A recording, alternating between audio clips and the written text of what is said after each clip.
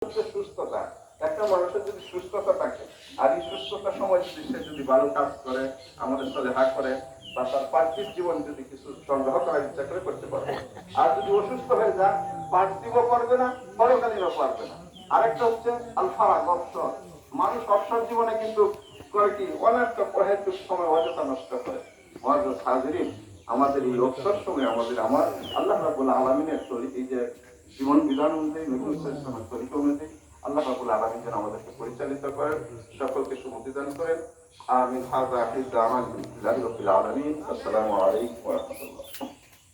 এখন সংক্ষেপে আলাপ কথা বলবেন মরহুমের আত্মীয় আল মামুন।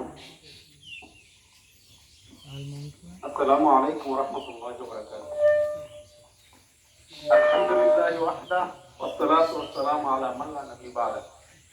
আউযু বিল্লাহি মিনাশ শাইতানির রাজীম। বিসমিল্লাহির রহমানির রহিম। আইনামা ইদরিকুল মাউত ওয়ালাউ কুনতু ফি বুরুজিন মুশাইয়াদা।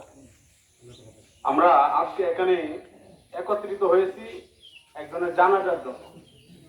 পৃথিবীর মধ্যে যত শব্দ আছে তার মধ্যে সবচেয়ে সত্য শব্দের নাম হচ্ছে মৃত্যু, এবং পৃথিবীর মধ্যে সবচেয়ে অনিশ্চিত শব্দের নাম হচ্ছে মৃত্যু। দুই দিক থেকে আমরা বিবেচনা করি মৃত্যু হচ্ছে এমন এক জিনিস যার পরে আমরা দুনিয়াতে আসার কোনো সুযোগ নাই, এবং এটা হচ্ছে সবচেয়ে সত্য এবং অনিশ্চিত।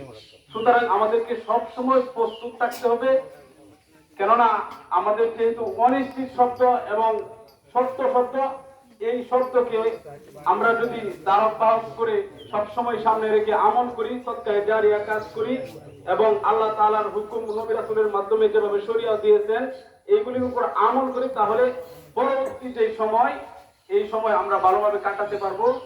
এখানে সময় অনেক হয়ে গেছে, তাই কথা দীর্ঘায়িত করতে চাই না।